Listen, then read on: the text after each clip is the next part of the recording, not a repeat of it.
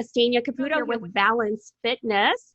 This show was designed to bring light, stories of adversity, and to come up with ideas of how to move forward in a positive way. So this week, I am so happy to have my next guest. She has worked in the women's health industry for the last 20 years as a certified personal trainer. She is also a nutritional advisor. You probably have seen her in many, various ways.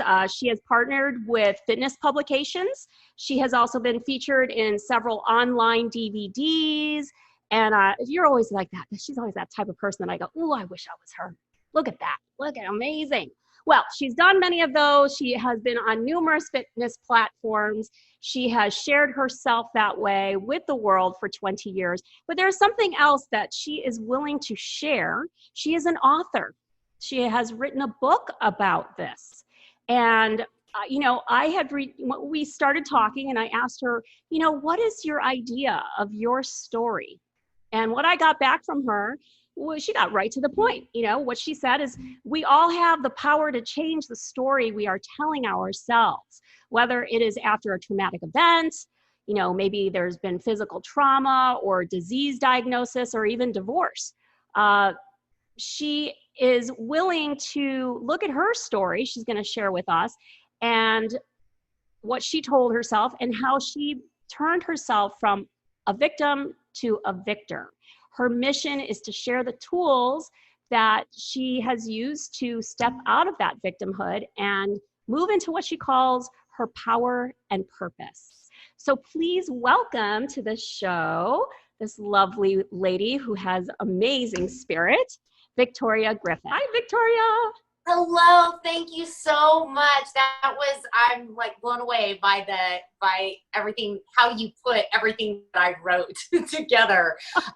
You articulate it so well. So thank you for having me. You're welcome. Welcome. I'm used to writing everything. So I'm good writing. So speaking, I'm, especially about this subject matter is still, even though I published my book 2 years ago, this is fairly new for me to actually be sharing what I wrote about. So thank you for allowing me to come on and start this next phase of my journey. Yes, we're excited to hear. So basically, I know that you shared with me that I love the way you put it. You had said that what you had been through, what the story that you're going to share is not one of the traditional abuse or sexual assault that you see, on the evening news or, on your social media feed. And that it's something, though, that a lot is more common and that people have gone through, and the wounds, the scars are less visible. And I really want to hear what this is, because I bet you there are a lot of people who can relate once you say it. So, wow, you just made this so much easier for me to even be able to talk about it, because that's my main message. I think it's I've been watching even since I wrote my book, watching people talk on social media, especially now during all of the pandemic, about traumatic events that maybe they were in a car accident or they've gone through some sort of injury or illness, that they've had to, come back from. And people are so supportive and rush in and yay, rah, rah, rah.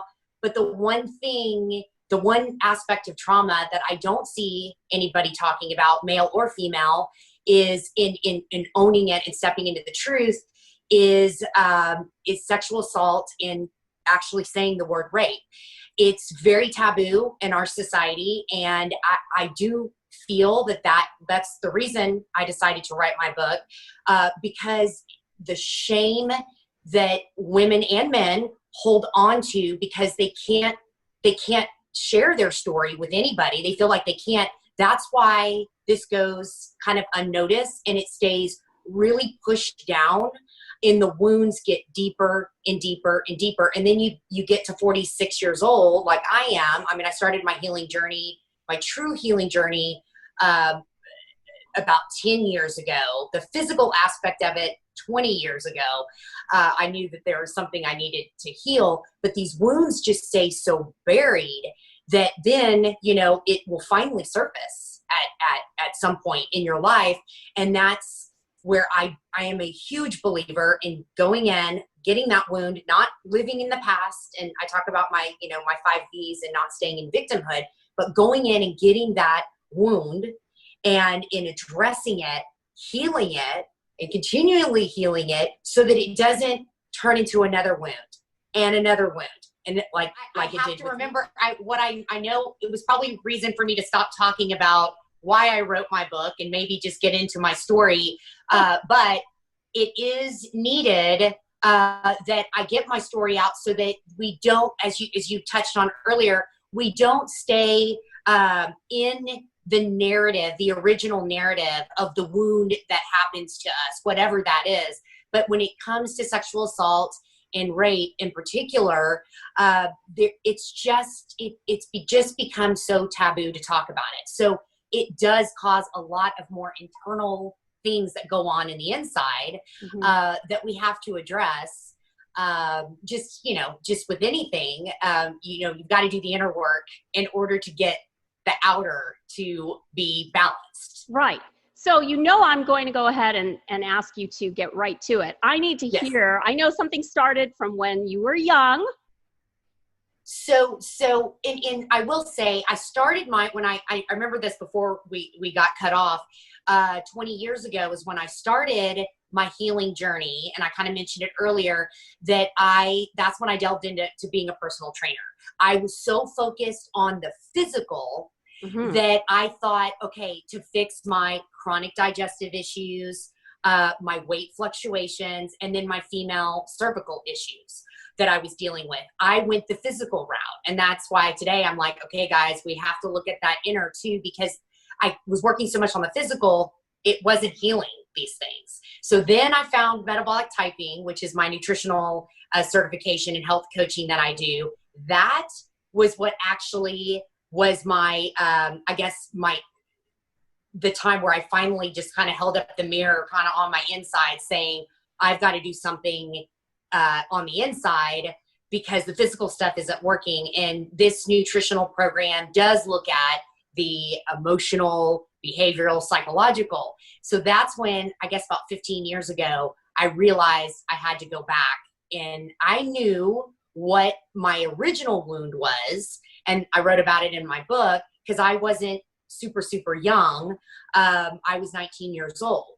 Mm-hmm. And I went off to college. That's still young though. They say your mind doesn't even fully develop until you're about 23, 24 years of age. So there's still a lot of uncertainty at that age. True. I guess because I've done so much, I work with a hypnotherapist. By the way, I've had 2. Even one of my spiritual directors I talk about in my book, what is a certified hypnotherapist, and they work with people to go back and get like really young wounds that they, that it's in their it's laying dormant in their nervous system, but they're not aware of really the event. I knew what that event was, and I had just been running from it. In fact, so much so that when I found my first spiritual director that got me on this healing path, she said, why are you running? What are you running from? Particularly with men. She picked it all up. But I went back and found that original wound, and that's where kind of my story starts. Because I went off to Texas Christian University, Christian, I had to put that in there. I always make sure that, I guess where to kind of set the stage of where I went to school, it was all about a very, I guess, safe, a safe kind of college to go to, So you felt in a safe environment. Yes. And growing up, I was in a very safe environment, very church and religious oriented. I hung out with all like they call it. I don't think they call it that now. And I was a little naive, I would say, probably more naive than, how our teenagers are now. It's very opposite now, but I went off to TCU at 19, never had any alcohol, didn't drink, or went on, actually I started when I was 17, and then by 19 still hadn't really had a sip of alcohol or done anything with boys, and ended up going to a party with a sorority sister of mine, and had my first drink, and a guy, one of the fraternity boys, gave it to me, and didn't know what it was, but it was, I guess, hindsight, found out it was Goldschlager, or was told it was Goldschlager. So that was my first drink, and then followed by Trash Can Punch, which was apparently my, what I had after that. And after that, it was pretty much a blur, but still I was aware of what was going on, because that was the first time I'd ever had alcohol. And I ended up off campus somewhere, and I just, I'm going to spare the details, but basically it was painful. It was just rough. And I remember the song that was on, and I remember saying no several times, and then I just surrendered and just let go. I had a lot of shame in the fact that I responded that way in hindsight, because you stop fighting. And that's what my healing work did with my first spiritual director. She helped me realize, I wrote a whole chapter on fight, flight, and freeze, that's what the sympathetic versus parasympathetic. The sympathetic nervous system has reactions, when you go into a traumatic state. I'm sure you know this, your prefrontal cortex, I feel, or I say in my book, just goes offline, and you can't make those rational decisions. And either people, they freeze, they flee, or they fight. And my response was to freeze. And that was my pattern for the next 22 years, was freezing. And was that a fear to do anything or was it a survival mode? For sympathetic nervous system, thank you so much, because I'm nervous. Okay, don't be nervous about me. Well, no. I mean, this is the first time I've actually shared my story other than my book. So it's and it's good for me. It's good for me to talk this through and slow down. But the sympathetic nervous system, it is more of a protection mode. So again, everybody reacts, now that I've done a lot of work with women that have experienced trauma, and men, when it deals with sexual assault and rape, that we all have a different way of coping with it. And it is it's our survival instinct. However, some people fight back, and they, the punch and the kick and scream. Others get very violent with their words and angry. And that would be more, that's the fight. Some would, run away and get out of the situation. But when you're with somebody that which was really not my first incident, but later on, there were people that I trusted that violated me. That's even harder to understand the freezing, because you can't even process what's going on in those situations. So more women do freeze when they actually know the person that, the perpetrator or the predator, or whatever you want to call that person that's taking advantage of you. But the work that I did with healing, there are a lot of women that say this. What gave me peace was the fact that these women were saying, a lot of women say that they feel like they're floating above their body. And that's exactly what I felt during that moment. When I was 19, I have a vision of what was happening and how it was happening. And then that is a pattern that was repeating. Also crying and freezing and crying. And that still is something that I work on today. Just really having to get in touch with my body, get back into my body. That's what trauma work really helps you do. But the actual wound, I think, beyond, me losing my virginity this way and all of that, even the the idea that I was saving myself for marriage. The devastation came in after a few days later when I found out that I was a vet. So this boy, this fraternity boy, had bet his fraternity brothers that he could, take me off. They called it at TCU the V team. And he accomplished that. I think I heard that he got $100. So yeah, I was worth $100 back then. That was devastating. So when you talked about rewriting the story, is if I had not, I didn't tell a soul what happened. I kept it to myself. I just buried it. I had already started that damaged goods syndrome. I wanted to get married. I wanted to, that's why I went to TCU to get my MRS degree. I mean, nobody could ever believe that now, knowing how I am, but that was me. I mean, I was just this naive living in a fairy tale. And I didn't tell anybody because I didn't want this to affect how other people saw me. I didn't want to be called a slut, especially new to campus and, all of that.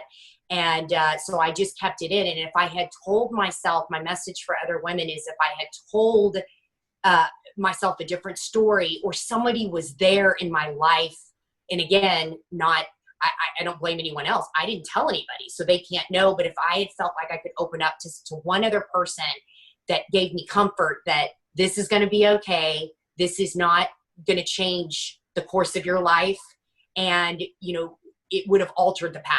I know, 100% that I would have changed course. And that's why I want to help people I kept recreating the pattern for 22 years with men, because I didn't feel like I was enough after that I was damaged. So I kept attracting men that were damaged. They were just as damaged as I was. That's how I've been able to forgive them, because even,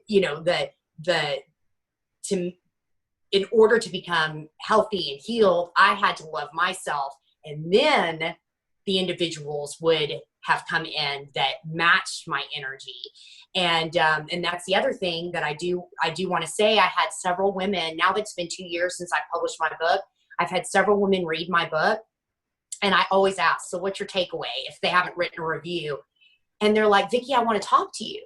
And I'm like, okay. And they're like, I feel after reading your book that you were blaming yourself for what happened. And I'm like, that's an interesting perspective. Why are you saying that? And both of them said basically the same thing, just a little bit different. But they were like, you didn't ask for it. You didn't cause that to happen to you. And I don't want anybody to take away from this interview or even my book that I felt like when I was 19 that I asked for it. That's not my message. By getting, having alcohol for the first time, because we all have alcohol. This was predetermined. Because I was a vet, so I didn't ask for that. I didn't know. I was completely unaware. It's what I want women to know is we do have ownership of the story we tell ourselves in victimhood. We have ownership to crawl out of that and get out of that and rise above it and change the story. Because if you stay in victimhood, you're just going to repeat the cycle like I did. Why I have a almost 350 page book is because it wasn't just one event.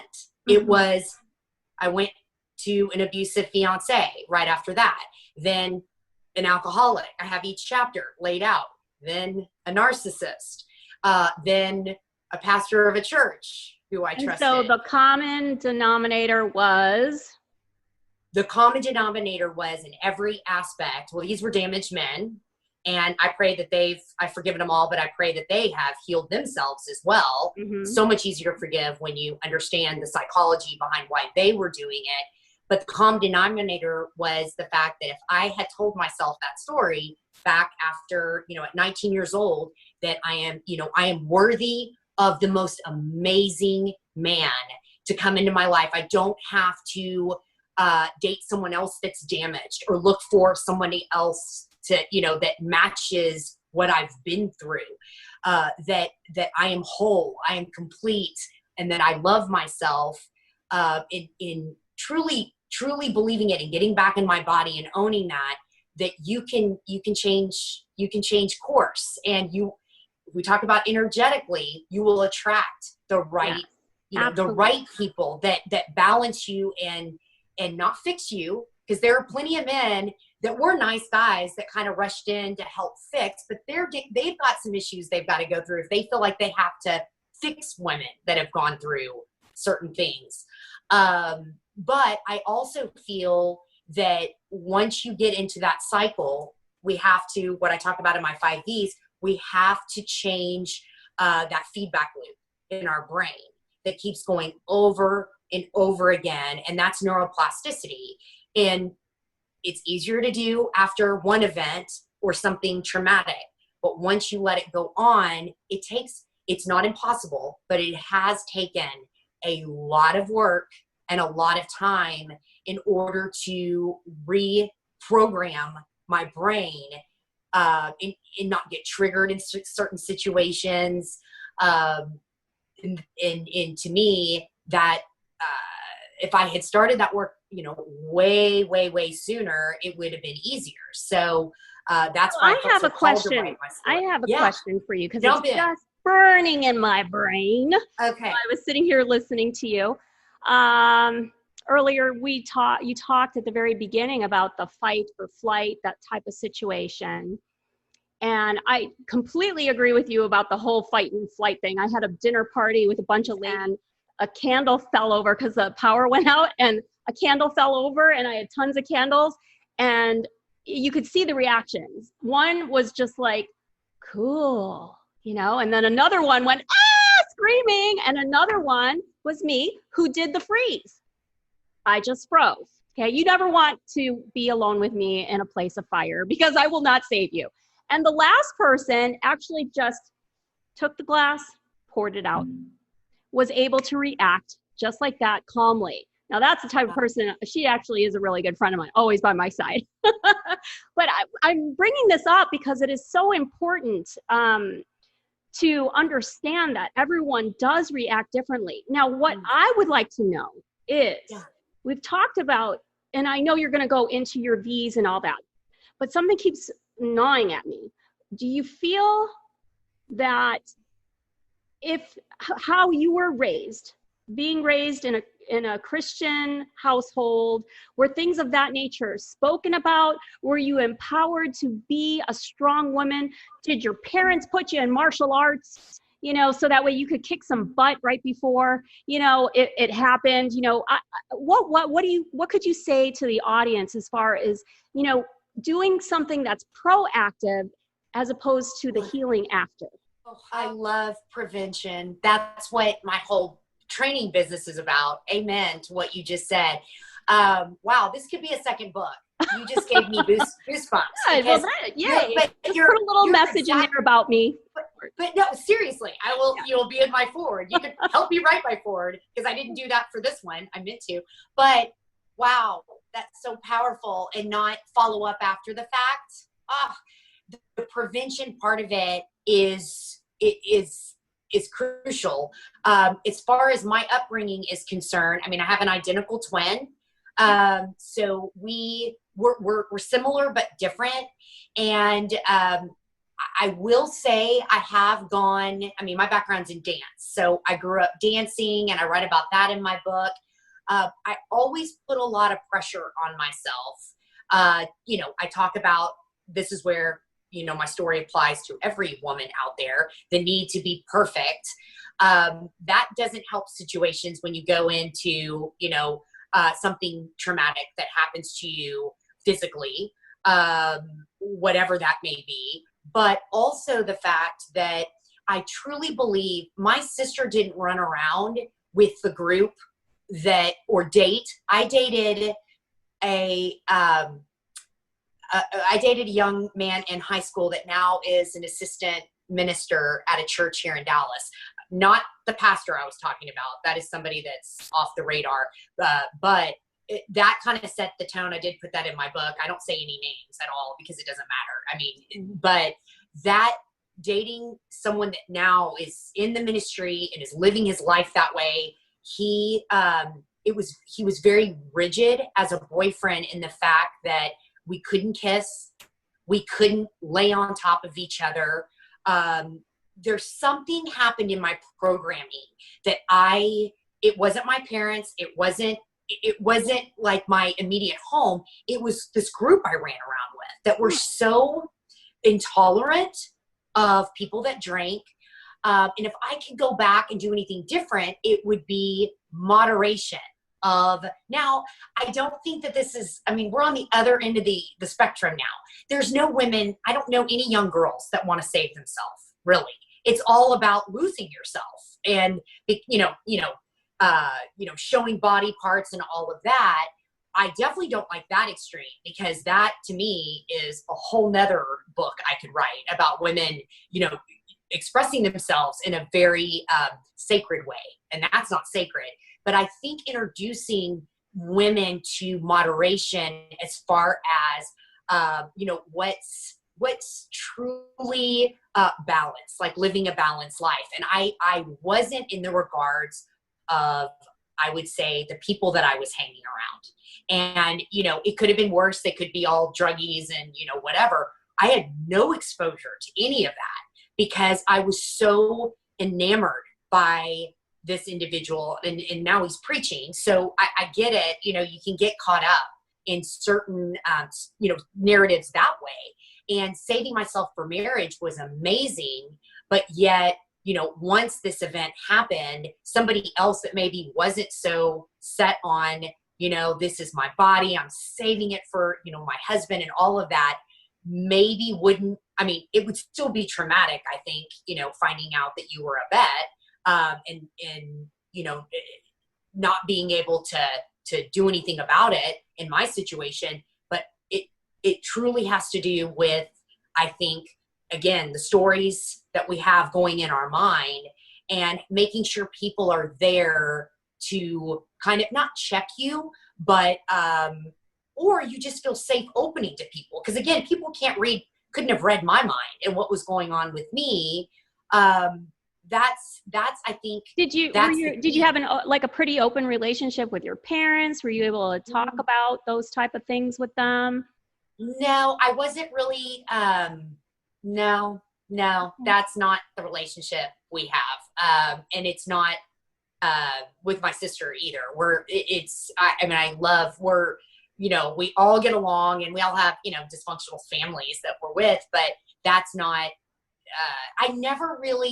I've always said this since I was in elementary school. I never felt like I truly fit in, and other people are like, Vickie, what are you talking about? You were so popular and all of that. And I know how I feel. And this goes back before I went to TCU.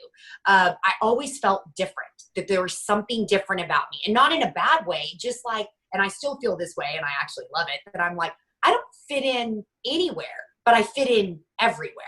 Yes. And I don't care to have a lot of acquaintances. That's not my thing. I don't have a girl clique that I run around with. Never. And people actually worry about that. Like, they're like, I don't worry. My family, my mom has a huge girl group, and my sister has a huge girl group. I'm a loner, but yet I have a lot of acquaintances. So I think that isolation in almost a healthy way. It's not like I would isolate because I'm, down or whatever. It's just, that's how I was. So people and still am.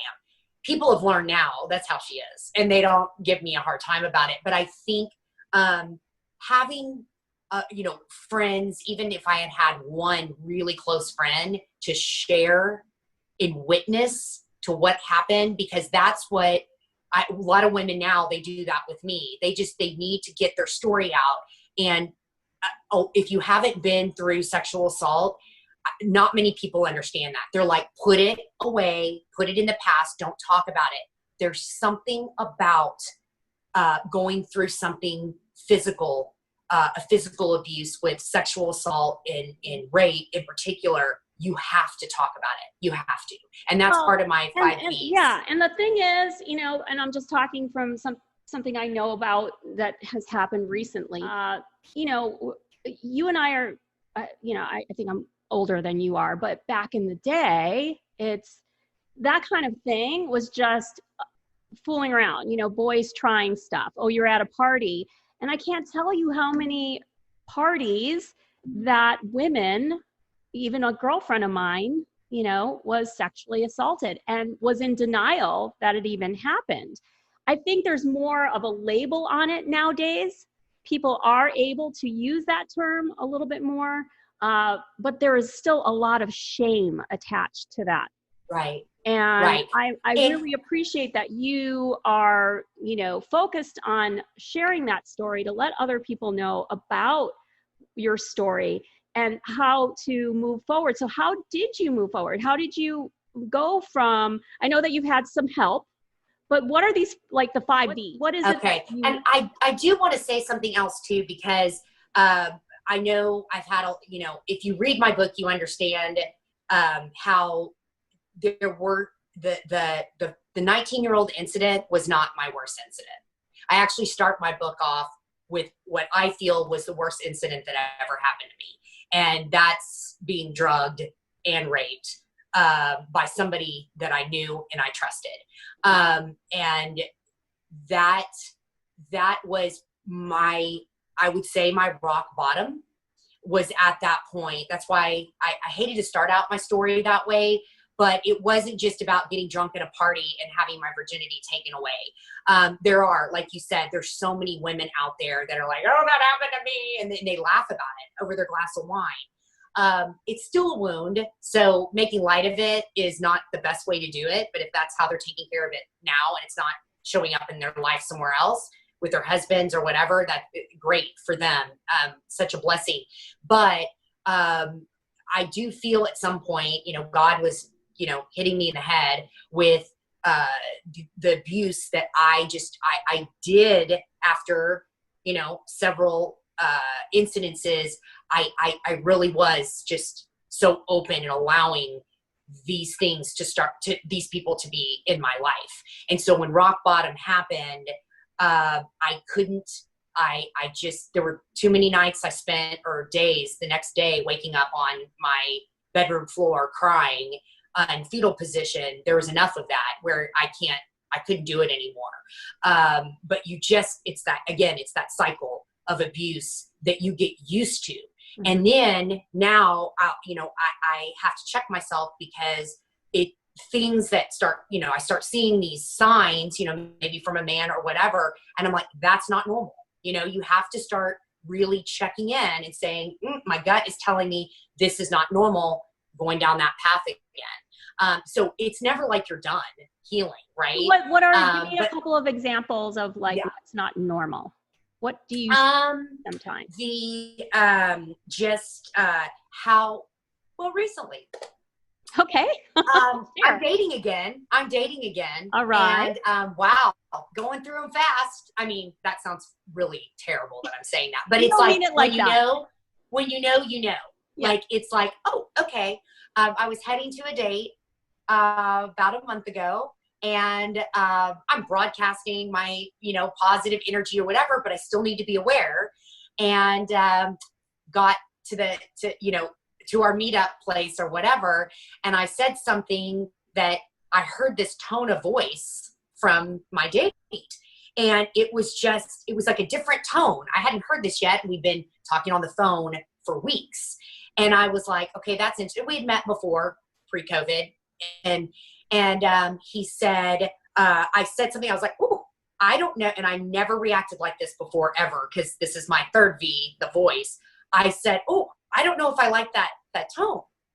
And that's new, Vickie. That's new Victoria, to say something like that. And I was like, I don't think I like that tone. And he goes, what? Like, you're really sensitive. Do you have battered wife syndrome? Oh, wow. And I just went, oh, wow. Okay, I think we're done here. And I had the cutest little outfit on. And this is, how I redirect now, by the way. I went and ran an errand. I picked up something to eat. So I got an errand run that, was on my list of things to do. This was a Friday night. I looked cute. I went home, turned on music, and just started dancing and giggled the rest of the night by myself instead of going down that path of, well, you celebrated. You were celebrating that you made the right choice. Right. And that other women would just be like, oh my gosh, I mean, of course you wouldn't go, you know, whatever. But again, if you read my book in detail and you see some of the things that other people have said, I'm reading your book and going, when is she going to wake up? Right.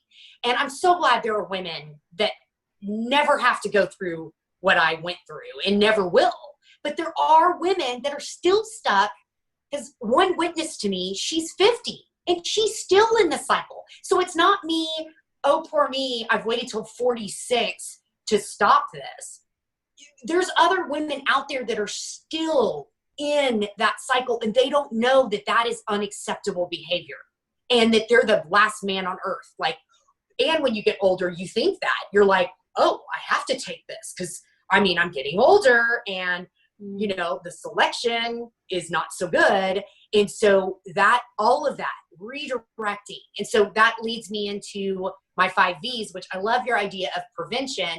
But if you're stuck in any cycle of, even if your story is not abuse or sexual assault, my 5 V's is starting with victimhood, which right now, so many people, I will always identify with the vulnerable population. Always, always, always in our society, just because of what I've been through. I felt, you know, a part of that. But there is a point where we do have to look at ourselves, like I did, and just go, okay, I'm not going to be a victim anymore. And we have to take those labels and take them off, whatever that label is, whether it's a disease diagnosis or something, you know, you're labeled, okay, you know, you've always been told you're not smart enough. You have to, you know, take that label and throw it off. I say it in my book about, you know, thought trains. Throw it off the train, get rid of it, and really practice going back to the positives and focusing on the positives. I mean, you have to retrain your brain and change your thinking. And that takes so much work to get out of victimhood. Victimhood is comfortable. And you will go through an angry phase. I went through that phase. It's important. And that was the other thing I was going to say. My spiritual directors had me balance my masculine and my feminine. And that's part of my 5 V's as well. We all have a masculine and feminine. I call it the divine masculine and feminine. It's God-given. But I was so stuck in my masculine for so long, wouldn't have put on, you know, a pretty little, you know, dressed up or whatever, because that was angry Vickie, because every man is going to be like this. And I had to learn to soften and, you know, really embrace my divine feminine. And I see women needing to do that regardless of sexual assault or rape. It's just women are like, I'm going to do it all now. I don't need a man, regardless of what you've been through. So that's actually the 4th V. But back to victimhood, we have to get out of victimhood and then into what I call the 2nd V, validation. And that is not needing that external validation. For me, it was sex. So the cycle continued because my currency was sex and I was good at it. And I felt safe there. That's how they were going to connect with me, because that was my first experience. And I kept repeating that. That doesn't work. I found that out very quickly. Most women know that, but then we keep doing it. But having to give my own validation, and I don't need that. I am sacred. I am whole. I am deserving. Somebody is going to love me without me having to give my body away to them. And that's a hard lesson I had to learn. So then I moved into the voice of the 3rd V, using my voice, and we all have to speak our truth. That was very tough for me. I'm a pleaser. I don't, you know, speak up when I don't want that confrontation. I want everything to be happy. And I had to learn that I had to use my voice and I had to establish boundaries for my relationships in all aspects of my life. It wasn't just with men. It was in my business. it was everywhere. And that was the hardest thing. Like back, one of my chapters about powerful, rich men, older men that I trained, and they would, save their money until the end of our workouts and sexually harass me with their words, never touch me, but would say the most disgusting, vile things for an hour about my physical appearance when I was in my 20s as a personal trainer. And they were all married. I mean, it was just even worse, more insulting. But I kept quiet because I needed the money. So it was in my business and it was in my personal life. And then, oozing into all aspects of my relationships. And so so back then you were valuing the money or the sex aspect of relationships. That was the value then. What do you value now when you are interacting in your relationships? Good question. And I pray about this every day. I want a man to see, in a relationship, let's talk with men. And I do believe that I will meet the most amazing human, that even putting this out there, because it's so taboo, that you saw my post the other day that women are like, oh, Vickie, I'm worried about you. Put that book aside, get on with your life, move to the next thing, because no man is ever going to be able to handle your story. If I would be rich if I had even a nickel for every time someone said that to me. That's how many times I've heard it. And I'm like, unacceptable. That's fear-based. That's fear-based. That's fear-based. Like, I know there is a man strong. He's going to be strong mentally and physically and everything to be able to emotionally. That's number one. But that's what I want. I want a man to get to know me for me, and want and crave to get to know me, my brain, my emotional side, my spiritual side. And I believe that is going to happen. And that is, to me, it's gotten easier because I've already done all of that. I'm not someone just coming out of divorce and going, hey, I'm just going to, sow my wild oats or whatever. I'm like, I've been there, done that, had that, I've been single for my whole life now, because I never actually got married. So I see it more as an exciting time to embrace relationship and get to actually know somebody. And if they don't want to take the time to do that, I'm like, they're gone. So I don't use the physical as my currency. And I really stopped that a long time ago. However, we have to work harder as women so that they can see, they can see other things. In business, my voice is now, with COVID, we've all had to step up in certain ways. I lost a lot of income because I can't go into houses, and something has shifted in me where, the mask, all the mask stuff. I'm like, I'm wearing a mask. You don't have to. I am. And I have clients that have a problem with that. But now I'm like, this is how I'm a professional. This is how I'm running my business. So new Vickie is different as far as relationships. I'm actually following my own advice of, the 5 V's, but also staying balanced in my masculine and feminine, and not being so open-hearted and vulnerable and all of that. That's the other thing is, even men that are too vulnerable, women are like, woo, don't need all of that. So we all have to work on that dance between our masculine and our feminine. I don't want to be so masculine that I'm like, I don't need a man, because that's not going to attract a man into my life. If you've got to make room and you've got to invite that. And that's why we have to work on that, no matter what you've been through. Well, I think just you walking in your truth. If I was a guy, I personally, just because of the person I am, I would rather that you walk in your truth and you own it, and that I see your progression and your growth and how you've evolved. Because I would rather have a woman like that than someone who has all this baggage hidden in the closet. Wow. And, to me, that is so much more appealing. So I hope that that is what's happening for you. That is amazing that you just said that. And I wish I could shout that. I'm going to take notes after this because, wow, you just so much to even talk about or write about. I know we're almost out of time, but I do have to say, because I've done so much work, I've been told by men that I've dated, and another man too have said, and they were great guys. I think I'm not as emotionally evolved as you are, and I'm not ready to do that. Which means, and they were in their late 40s. One was 50, and that just told me they're never going. I mean, never say never, but probably not going to get there. They're comfortable where they're at. When I'm speaking to these men that even are kind of like taken aback by maybe me standing in my truth and who I am today, and I don't share my story.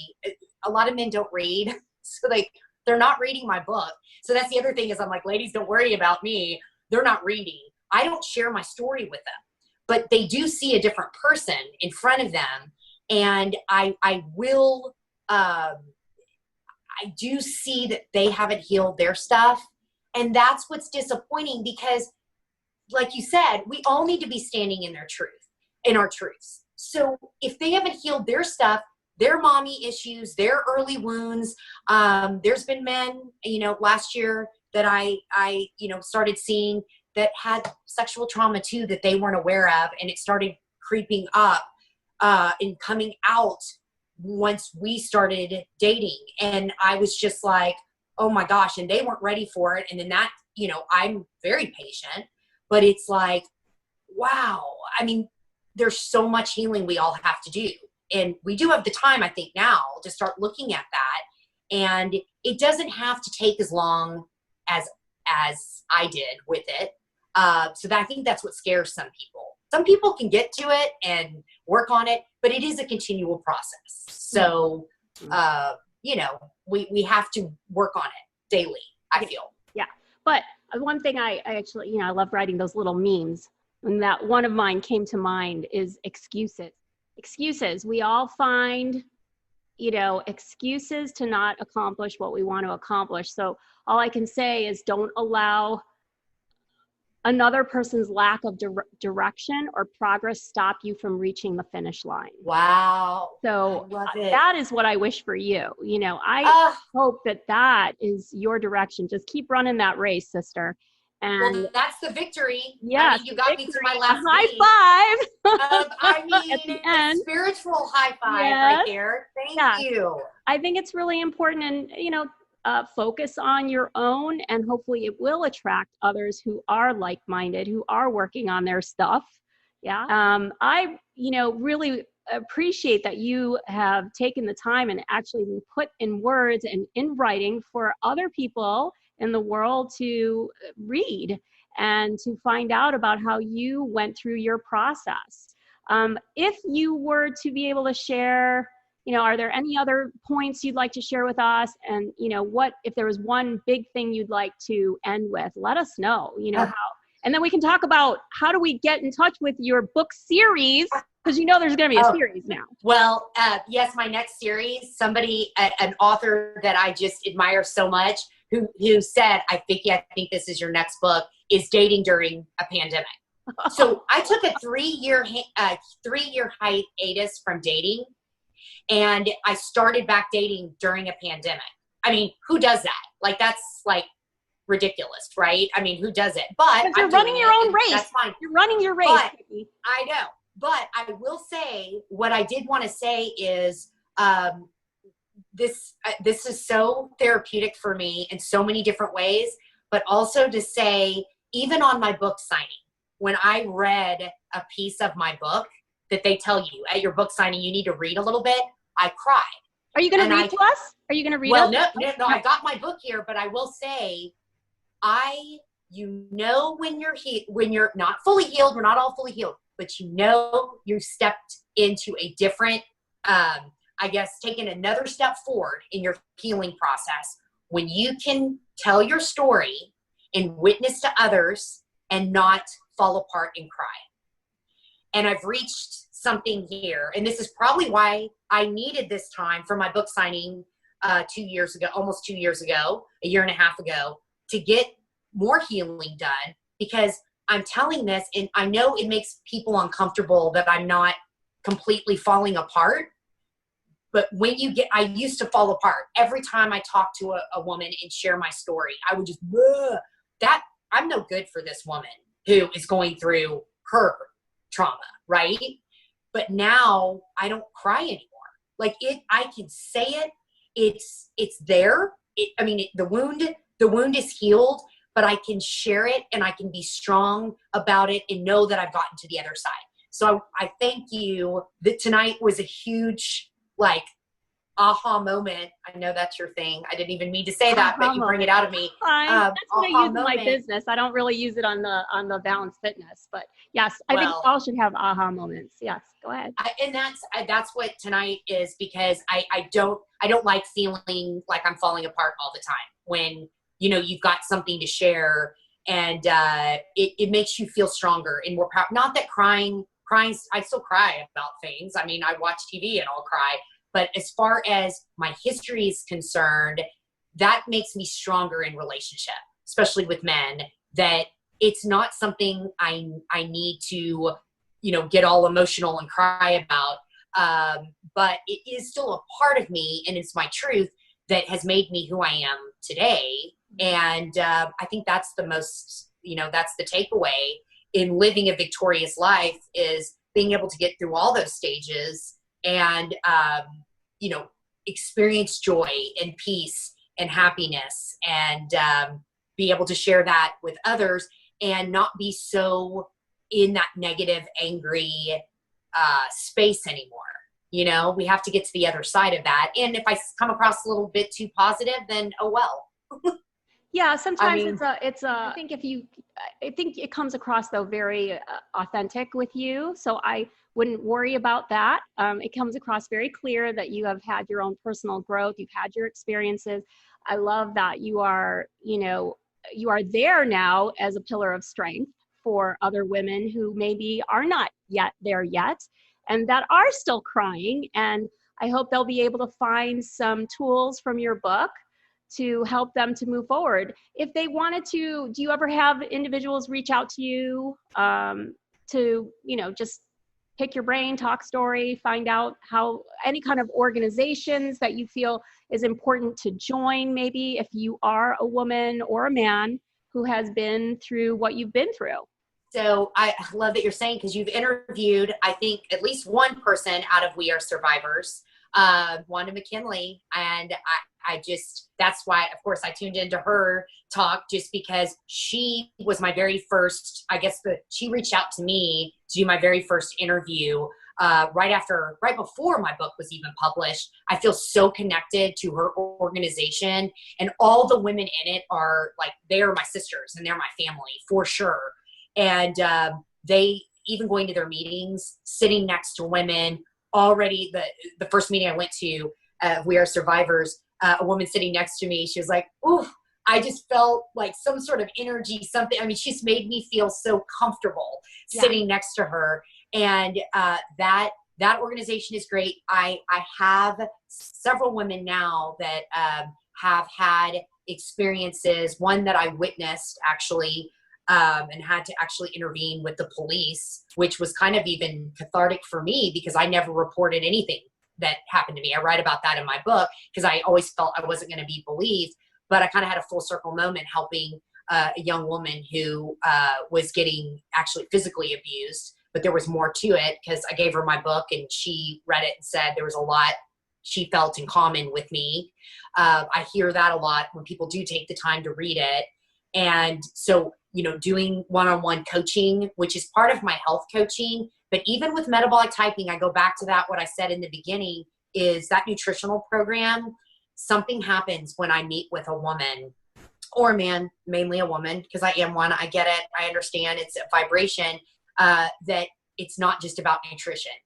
They discover things through the process of metabolic typing, through the testing process, and through my program, that is helps them get a little more balanced emotionally, physically, behaviorally. Doesn't mean, please don't be scared. People, that are watching this, don't be scared by taking the test that it's going to uncover all of this. But there is something to be said that the inner work is not, nutrition is great, but you have to look at all aspects of it. Especially when I was going through weight issues, a lot of autoimmune. That's the other thing that I've been doing a lot of research on, is the connection between autoimmune and trauma. So specifically sexual trauma. So there's a lot of things that you're mentioning here that I think a lot of women and men can, like, all of a sudden they're like, ooh, that's me. How do they go about learning this process? So I would start, I always say, now, with my book and the 5 V's, getting my book, and especially those that it resonates with, I've done a lot of, they've reached out one-on-one. I have a website. I'm now going by Victoria Griffith, but it's Vickie Griffith Wellness.com. And so it kind of lays out everything as far as my one-on-one coaching, my metabolic typing, my personal training, which now I've decided I'm loving Zoom. I would like to keep most people on Zoom, because then we don't have to deal with all the little mask stuff I was talking about earlier.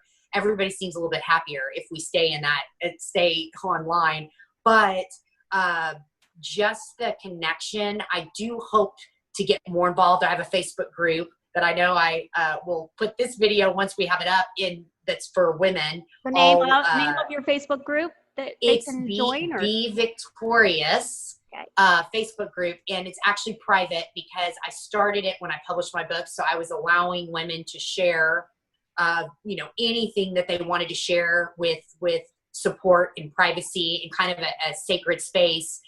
But I'm actually thinking to really start doing more of, a Zoom group with women, so that we can start interacting with one another.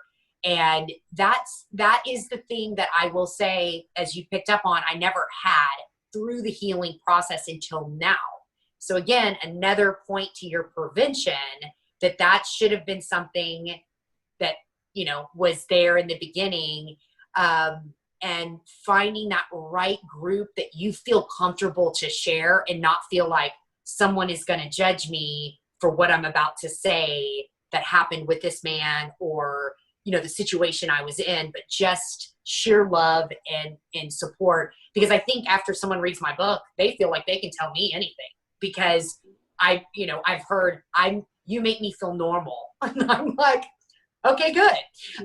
So it's real. It's real. I think there's another aspect to this that I just think is important. This is just my perspective, so I apologize if it's just my opinion.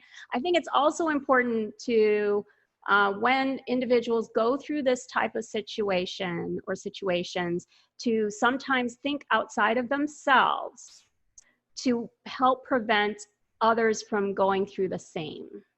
Wow. So if you don't speak out, then we lose a soul, we lose a spirit out there. Wow. Someone speaks out, we have high spirits, we have happy people. Wow. So I really appreciate you sharing who you are, your story, your spirit, because you just shine. And I just want to thank you for being my guest today. And you gave all the information people need, I think, to get in touch with you, because I think it's really important. I want people to have an avenue. I want them to have a place to go. So if they can reach out to you, that would be great. I hope everyone does pick up a copy of your book. And is there anything else you'd like to share before we end? Well, I'm just so honored that, to be able to go on your show, but also the way that you speak with people is so authentic. And even listening to your other interviews, you bring such an amazing vibration out of everybody, their spirit. I mean, I think you speak right to their souls. So it was interesting too. I had so many things that I wanted to say, but you guided them. So, wow. Thank you for that. Like, I didn't feel like I had to memorize everything, because everything I wanted to say, you were like, wait, I have something to ask you. And I'm like, oh my God, how did she know that? She's intuitive. Yeah, one of those. Yeah, well, Yeah. that's what the work I do is work all on emotional intelligence. So it's all it's so hopefully you get to recharge your batteries because that's the same word I was going to use with you, because when you said that you're a loner, I'm like, oh, you're just checking out to recharge. That's all. I love you. Because see, you're my people. You're my people. Because those that understand that that's been an interesting part of friendships. People that sit behind desks all day that are like, I got to go out. Well, it's hard to do now, but I've got to go do something and I have to be on. I hide from those people on the weekends. Like, I will not return phone calls to those people. And now they know. You're already living a very energetic, giving life. And talking all day. But and you're giving of yourself all the time. Right. You're on, so if you're on so much, you've got to turn yourself off at some point. Exactly. And one more thing, my 5th V is about getting in the flow. And I think you know exactly what I'm talking about. So right now, when we get done, I will be done with my work until Monday. Okay? No work, right? People don't know this about me, but this is why I have no social life on the weekend, kind of on purpose sometimes. I can get in the flow, and I already know because of this has already put me in what I write in my book about flow state. It's a positive vibration that comes in and you start feeling like you're losing track of time, space, all of it. It's not draining, it's energizing, and it can happen through dance, through art, through gardening, not through drinking your face off like most people do on the weekend or numbing out. It's something that you tap into, and then it gains momentum. And that's when I get my best creative. Like, I'm going to work. When I say I'm not going to work, I'm not going to do programming for my clients or take any phone calls from clients. I'm going to go work on my new yoga flow. You're going to work your passion. Right. And that's where the 5th B's is being able to get into that flow state is so therapeutic for everybody, regardless of what you've gone through, especially for stress relieving and getting out of the sympathetic and getting into the parasympathetic side of your autonomic nervous system where healing actually occurs. So you just brought that last V out by the end. Well, good. I knew there was something missing, right? It was the last V. We got the last V. Well, no, it's not the last V. You're the last V. Oh, well, this is true. You're victorious. And victorious. Yay. I have to put up the V's. But thank you so much. Thank you, everyone, for tuning into Valence Fitness. Look out for this episode in the next day on Manners in Momentum on YouTube. Thank you so much. Have a great day.